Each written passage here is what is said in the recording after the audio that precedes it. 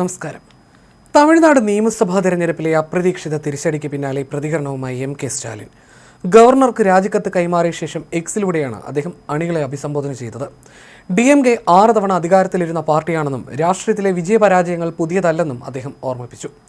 DMK 6 തവണ അധികാരത്തിലിരുന്ന പാർട്ടിയാണ്. ഞങ്ങൾ കാണാത്ത വിജയങ്ങളില്ല, നേരിടാത്ത പരാജയങ്ങളില്ല. രാഷ്ട്രീയ പൊതുജീവിതത്തിൽ നമ്മുടെ ആദർശങ്ങൾ പരാജയപ്പെടാതിരിക്കാനാണ് എപ്പോഴും ശ്രദ്ധിക്കേണ്ടത്. വിജയത്തെയും പരാജയത്തെയും ഒരുപോലെ കണ്ട് ലക്ഷ്യത്തിലേക്ക് യാത്ര തുടരുന്നവരാണ് യഥാർത്ഥ പാർട്ടി സഖാക്കൾ എന്നാണ് സ്റ്റാലിൻ കുറിച്ചത്. 73-ാം വയസ്സിൽ തന്റെ തട്ടകമായ കൊളത്തൂരിൽ നേരിട്ട പരാജയം സ്റ്റാലിനും DMKയ്ക്കും വലിയ രാഷ്ട്രീയ ആഘാതമാണ് സൃഷ്ടിച്ചിരിക്കുന്നതെങ്കിലും പതറാതെ പോരാട്ടം തുടരുമെന്ന നിലപാടാണ് അദ്ദേഹം പ്രകടിപ്പിക്കുന്നത്. തമിഴ്നാട് നിയമസഭാ തെരഞ്ഞെടുപ്പിൽ പിതാവും DMK അധ്യക്ഷനുമായ M.K. സ്റ്റാലിൻ അപ്രതീക്ഷിത പരാജയം ഏറ്റുവാങ്ങിയ സാഹചര്യത്തിൽ പ്രതിപക്ഷ നേതാവ് ആരാണെന്ന് പാർട്ടി നേതൃത്വം തീരുമാനിക്കുമെന്ന് ഉദയനിധി സ്റ്റാലിൻ പ്രതികരിച്ചു. NDTVക്ക് നൽകിയ അഭിമുഖത്തിലാണ് അദ്ദേഹം ഇക്കാര്യം വ്യക്തമാക്കിയത്. തമിഴ്നാട് ഉപമുഖ്യമന്ത്രിയായ ഉദയനിധി തന്റെ മണ്ഡലമായ ചെപ്പോക്ക് തിരുവള്ളിക്കേണിയിൽ നിന്ന് 7000-ലധികം വോട്ടുകൾക്കാണ് വിജയിച്ചത്.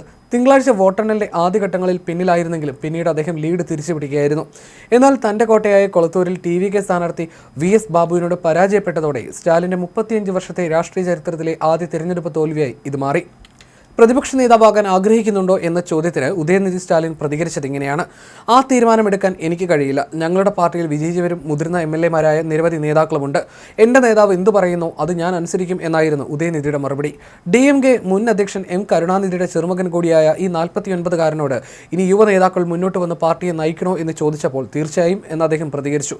തീർച്ചയായും അതൊരു നല്ല മാറ്റമാണ്. എന്നാൽ യുവാക്കൾക്ക് DMK ഒരിക്കലും അവസരം നൽകിയിട്ടില്ലെന്ന് നിങ്ങൾക്ക് പറയാൻ കഴിയില്ല, അദ്ദേഹം കൂട്ടിച്ചേർത്തു. ജനവിധി എന്ത് തന്നെയായാലും ഞങ്ങൾ അത് അംഗീകരിക്കുന്നു.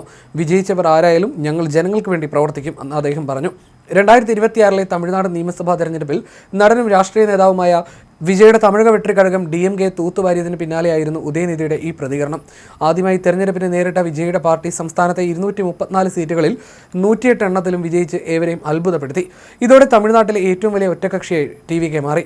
1977 നവംബർ 27-ന് ജനിച്ച ഉദയനിധി സ്റ്റാലിൻ ആദ്യം ചലച്ചിത്ര രംഗത്താണ് സജീവമായിരുന്നത്.